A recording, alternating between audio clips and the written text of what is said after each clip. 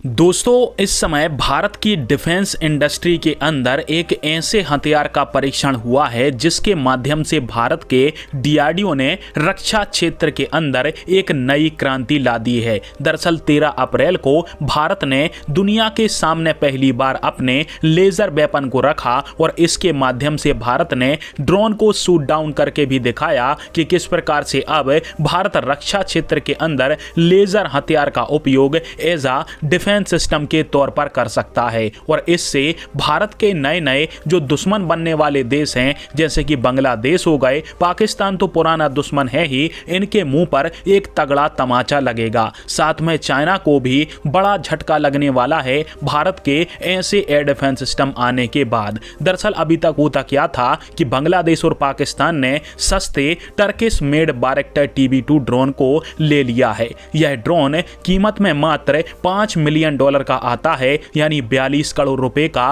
परंतु इस ड्रोन की क्षमताएं काफी ज्यादा मजबूत हैं। ऐसे में यदि भारत अपनी सीमाओं की सुरक्षा करने के लिए S-400 की मिसाइल से ही ऐसे ड्रोन को शूट डाउन करता है तो इससे भारत को ही नुकसान होगा, क्योंकि एक टर्किश ड्रोन से महंगी तो S-400 की मिसाइल ही आती है। अब ऐसे मैंने आप सभी को बताया था आज से लगभग 2 साल पहले कि भारत अपने खुद के लेजर हथियार के ऊपर काम कर रहा है। जब पाकिस्तान को टर्किश मेड ड्रोन मिले हुए थे तभी भारत ने एयर डिफेंस सिस्टम में लेजर हथियार को उतारने का फैसला ले लिया था, परंतु तब भारत की डिफेंस इंडस्ट्रियों के ऊपर, डीआरडीओ के ऊपर हमारे लोगों तक को भरोसा नहीं था कि भारत ऐसे हथियार को भी बना लेगा। पर असल खबर भारत के डीआरडीओ के इस परीक्षण से जुड़ी नहीं हुई है। इसके माध्यम से डीआरडीओ ने मात्र अपना पहला कदम ही रखा है लेजर हथियार को बनाने में। असली कमाल तो डीआरडीओ आने वाले 2 साल के अंदर कर रहा है। दरअसल स्क्रीन के ऊपर आप सभी आर्टिकल पढ़ सकते हो जहां पर डीआरडीओ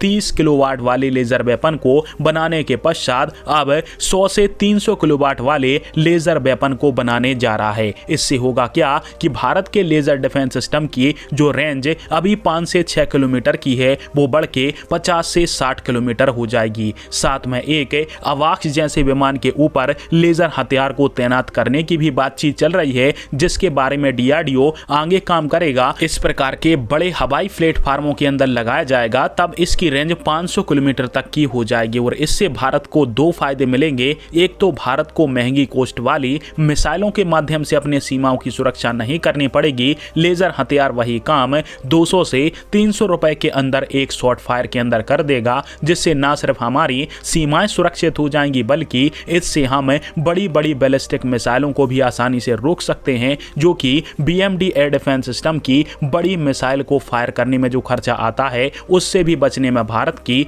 बड़ी मदद करने वाली है।